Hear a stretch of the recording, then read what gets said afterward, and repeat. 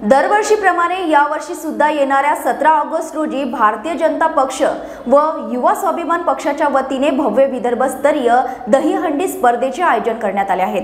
स्पर्धेत प्रथम गोविंदा पथकाला 5 लक्ष, द्वितीय 3 तर तृतीय विजेता गटाला 2 लक्ष बक्षीस देण्यात येणार आहे। सोलो डान्स सह ग्रुप डान्स स्पर्धेचे सुद्धा आयोजन करण्यात येणार आहे। दहीहंडी स्पर्धा कार्यक्रमाला अनेक सिने कलाकार हजेरी लावणार अशी माहिती आयोजित पत्रकार परिषदेत युवा स्वाभिमान पक्ष पदाधिकाऱ्यांनी स्पष्ट केली आहे।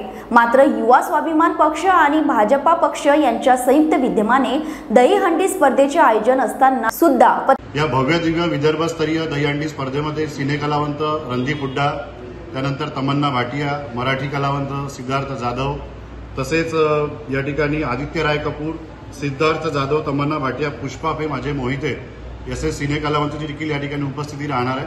तसंच या भव्य दिव्य दहीहंडीचं मुख्य आकर्षण म्हणजे या ठिकाणी प्रथम पारितोषिक रुपये 5 लक्षचं या ठिकाणी प्रथम पारितोषिक त्या ठिकाणी देण्यात येणार आहे।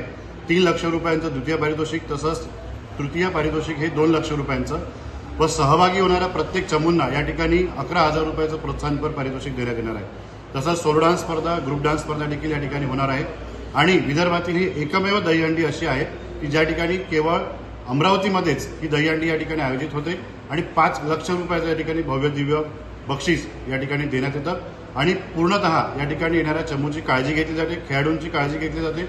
त्या संदर्भात त्या ठिकाणी आम्ही रुग्णवाहिका असेल, त्यांची जेवणाची व्यवस्था आहे, राहण्याची व्यवस्था, या ठिकाणी संपूर्ण व्यवस्था ही आयोजक युवा स्वाभिमान पार्टी व भारतीय जनता पार्टीतर्फे करण्यात आलेली आहे।